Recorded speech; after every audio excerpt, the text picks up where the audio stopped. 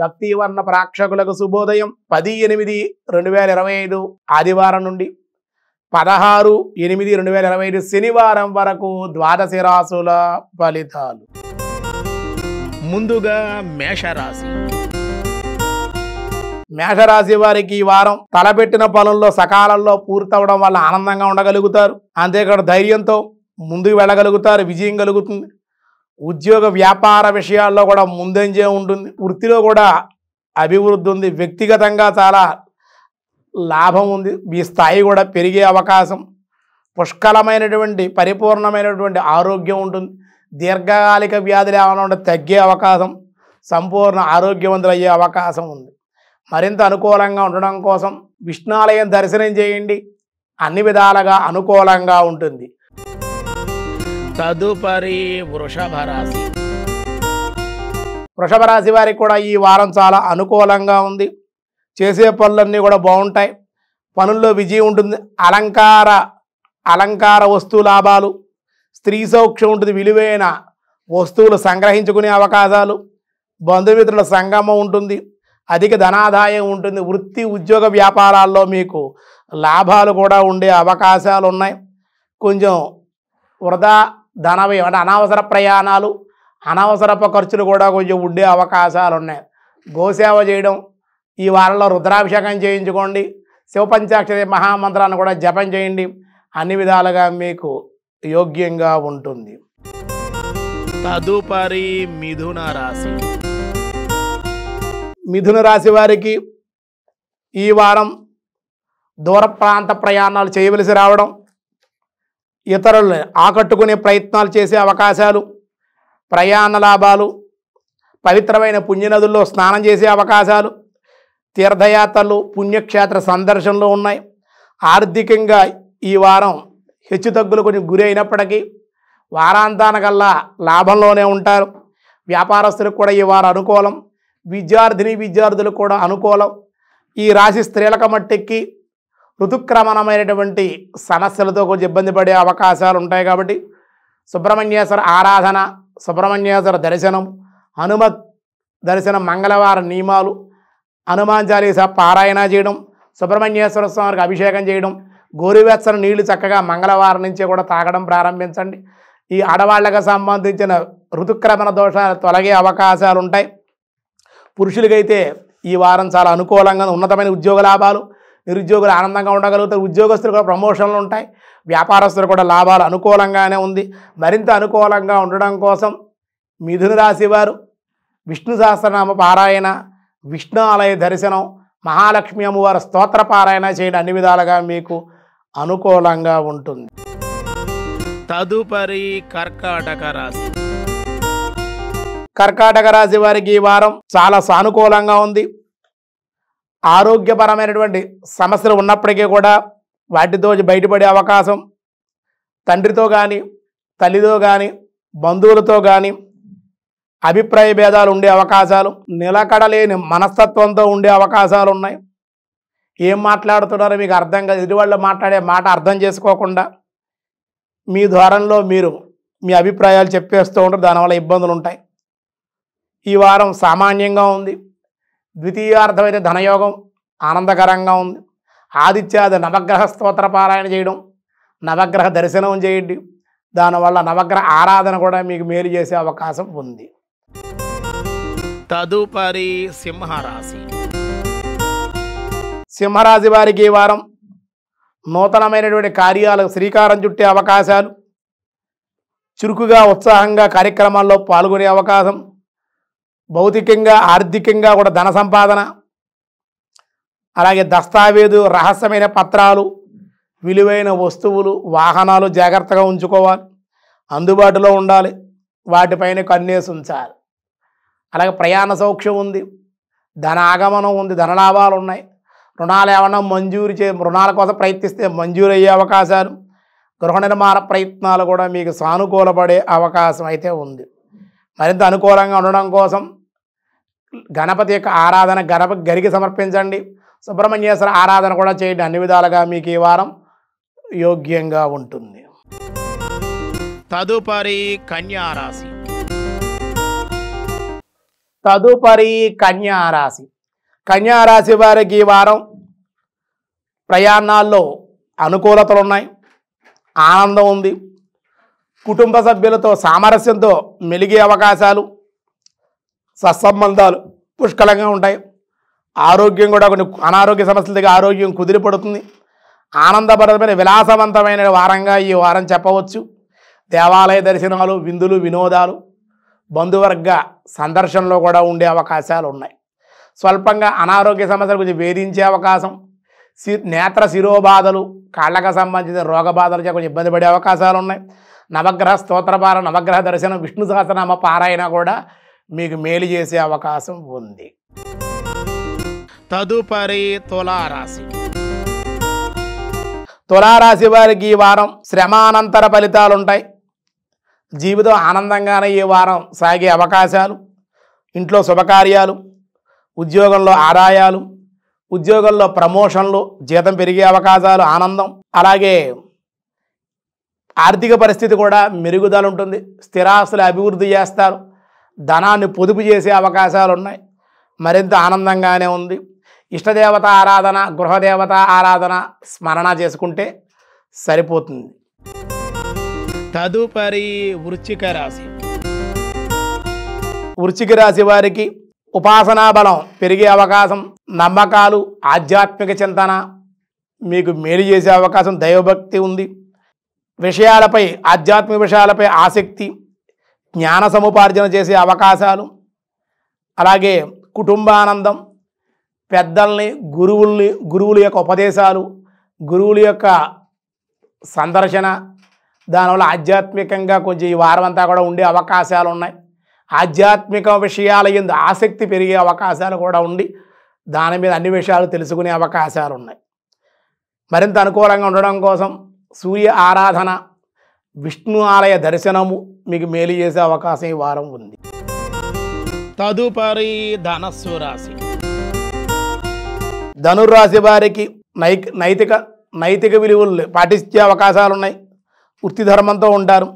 విలువైన వస్త్ర లాభాలు ఉన్నాయి. ఆధ్యాత్మికంగా కూడా అనుకూలంగా ఉంది. సాంప్రదాయాలకే కట్టుబడి ఉండే అవకాశాలు, తీర్థయాత్రలు, దేవాలయ దర్శనాలు, ప్రయాణాలు ఈ వారం గజీబిజీగా కొంచెం ఉండే అవకాశాలు, రావలసిన బాకీలు వసూలయ్యే అవకాశం, విశేష ధనయోగం కూడా ఉంది. మరింత అనుకూలంగా ఉండడం కోసం ఈ ధనస్సు రాశి వారు శనివారం వెంకటేశ్వర ఆలయ దర్శనం, గోవిందనామ స్మరణ, గోసేవ చేయడం వల్ల అన్ని విధాలుగా మీకు అనుకూలం. తదుపరి మకర రాశి. మకర రాశి వారికి ఉన్నత స్థితిని పొందగలుగుతారు. ఈ వారంలో అసాధారణమైన విషయాల శక్తి సామర్థ్యాలతో నెరవేర్చుకోగలుగుతారు. ఉన్నతమైనటువంటి స్థితిని పొందగలుగుతారు. వ్యాపార భాగస్వాములను గౌరవించి వ్యాపారంలో ముందడుగు వేయడం, వ్యాపారంలో అధిక లాభాలు కూడా ఆర్జించే అవకాశం ఉంది. అలాగే శత్రువులను కొంచెం దూరంగా ఉంచి ముందుకు వెళ్ళగలుగుతారు. అందరినీ కలుపుకొని కొన్ని పనులు సాధించి వృత్తి ఉద్యోగ వ్యాపారాల్లో అనుకూలంగానే విద్యార్థులు కూడా ఈ వారం సానుకూలంగానే ఉంది. మరింత అనుకూలంగా ఉండడం కోసం లక్ష్మీ నారసింహ స్తోత్రపారాయణ, లక్ష్మీ గణపతి ఆరాధన దర్శనం కూడా మీకు మేలు చేసే అవకాశం ఉంది. తదుపరి కుంభరాశి. కుంభరాశి వారికి కొంచెం ప్రయాణాలు వాయిదా వేసుకోవడం ఎంతైనా మంచిది. వాహన ప్రమాదాలు, వాహనాలు నడిపేటప్పుడు జాగ్రత్త తీసుకోవాలి. శనివారం, మంగళవారం కొంచెం ఇబ్బందికరంగా ఉంది. కుటుంబ భద్రత, పరిరక్షణ విషయాల్లో కూడా జాగ్రత్తగా ఉండాలి. స్వల్ప అనారోగ్య సమస్యలు కూడా కొంచెం ఇబ్బంది పెట్టే అవకాశాలు. ఎంతటి అనారోగ్య సమస్య వచ్చినప్పటికీ కూడా తేలిగ్గా తీసుకోకుండా, చిన్న పాము అయినప్పటికీ పెద్ద కర్రతో కొట్టాలంటే, చిన్న రోగం వచ్చినప్పటికీ కూడా దానికి వైద్యం చేయించుకో, లేకపోతే అనారోగ్యం అది పెద్దదిగా అయ్యి ఆ చిన్నదే కదా అని హెల్త్ ప్రాబ్లం అనుకుని అది పెద్దదిగా మారే అవకాశం నిర్లక్ష్యం చేయకూడదు ఆరోగ్య విషయంలో.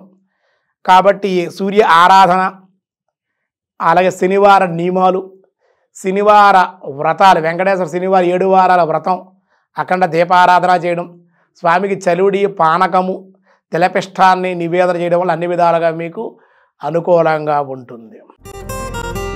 తదుపరి మీనరాశి. మీనరాశి వారికి ఈ వారం ఆర్థికాభివృద్ధి బాగుంటుంది, సృజనాత్మకత ఉంటుంది, మీలో శుభవార్తలు ఉంటాయి, సంతానం ద్వారా అనుకూలతలు ఆనందం ఉంటుంది, అందరి మన్ననలు పొందుతారు, ఉద్యోగస్తులు పై అధికారుల యొక్క అనుగ్రహం వల్ల ప్రమోషన్ పొందుతారు, అనుకున్న ప్రదేశాలకి బదిలీ అయ్యే అవకాశం, జీతం పెరిగే అవకాశం, ఆర్థికంగా కూడా పుంజుకునే అవకాశం, ఆర్థిక పరిస్థితి మెరుగుపడే అవకాశం ఉంది. దానివల్ల కొంచెం ఆనందంగా ఉండగలుగుతారు.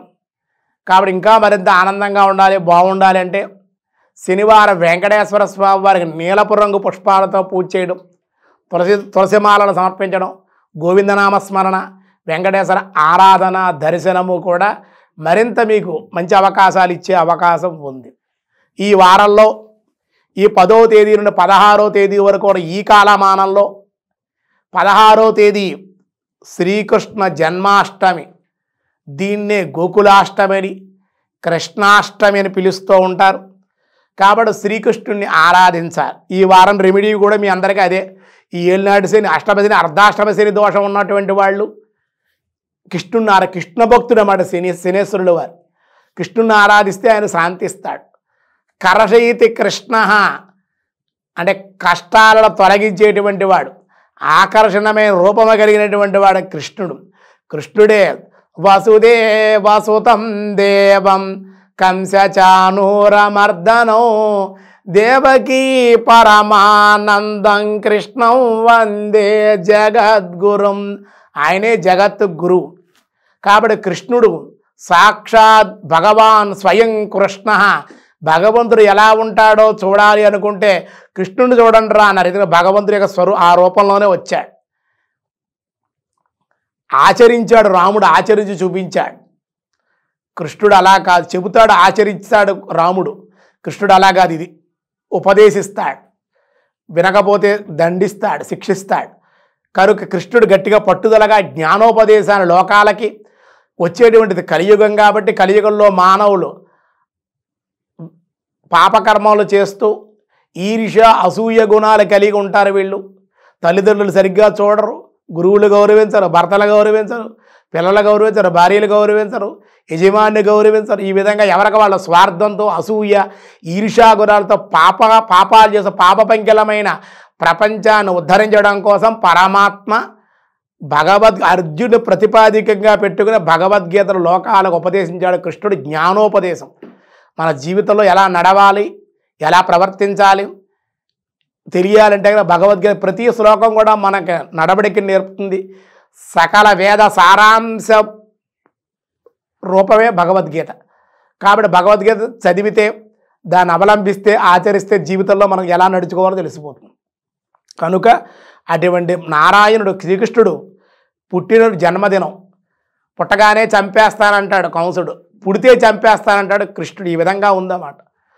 ఇంతటి సంఘర్షణలో అనేక మంది రాక్షసులు సంహరించుకుంటూ కృష్ణ పరమాత్మ వసుదేవసుతం దేవం, ఆ వసుదేవుడు సుతుడుగా, నందనుడి యొక్క కుమారుడుగా, దేవకీ యశోద పుత్రుడుగా ఒకచోట పెరిగి ఒకచోట పుట్టి ఆయన అందరికీ ఆనందాన్ని ఇచ్చి మధురలో, బృందావనంలో, ద్వారకలో ఎన్నో లీలలు ఇప్పటికి కూడా ఆయన చేశారు. శ్రీకృష్ణుడు అన్నీ కూడా గోపికలతో శృంగారం అంటారు. శృంగారం అనకూడదు, చాలా తప్పు అన్నమాట. భగవద్ లీలలు, వైభవాలు, వాళ్ళంతా భక్తులు అన్నమాట, ఋషులు. వాళ్ళు కోరుకున్న రామాయణ కాలంలో, త్రేతాయుగంలో కోరుకుంటే కుదరక ద్వాపరయుగంలో వాళ్ళు గోపికలుగా జన్మించారు. స్వామికి దగ్గరగా ఉండాలి, స్వామిని చూస్తూ ఉండాలి, స్వామితో మాట్లాడుతూ ఉండాలి. అవన్నీ ఎలా కుదురుతాయి?